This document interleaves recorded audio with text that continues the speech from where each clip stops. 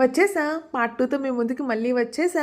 Previous వీడియోలో చెప్పా కదా, బాగా పాలలో ఉడికిపోయిన క్యారెట్ ని మనం స్మాష్ చేసుకుంటే సేమ్ తురుముకున్న క్యారెట్ లానే అయిపోతుంది.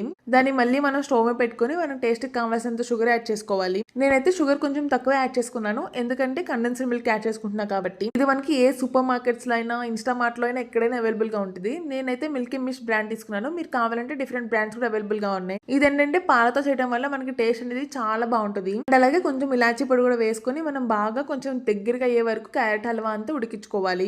దీంట్లో మీరు కావాలనుకుంటే మీకు అవైలబుల్ గా ఉంటే కోవా ఉంటుంది కదా, అది కూడా వేసుకుంటే టేస్ట్ ఇంకా ఎలివేట్ అవుతుంది. చూసారు కదా, చాలా ఈజీగా జస్ట్ ఒక ప్రెషర్ కుక్కర్లో క్యారెట్ హల్వా ఈజీగా చేసుకోవచ్చు. సో మీరు ట్రై చేసి ఎలా వచ్చింది ఏంటి అనేది నాకు కమెంట్ చేయడం అయితే అస్సలు మర్చిపోవద్దు. సో ఫైనల్గా మనం ఫ్రై చేసుకున్న డ్రై ఫ్రూట్స్ వేసుకొని తింటే అబ్బా నెక్స్ట్ లెవెల్ అంతే. ఎప్పుడు ఇంట్లోనే ఉంటూ ఇంట్లో పనులు చేసుకుంటూ అందరికి నచ్చింది వండి పెట్టడమే కాకుండా అప్పుడప్పుడు మీకోసం మీకు నచ్చింది కూడా చేసుకోండి. చాలా అంటే చాలా హ్యాపీ ఫీల్ అవుతారు. సర్లే కానీ మీ ముందుకు మళ్ళీ ఏ హల్వాతో రమ్మంటారు నాకు ఖచ్చితంగా కమెంట్ చేయండి.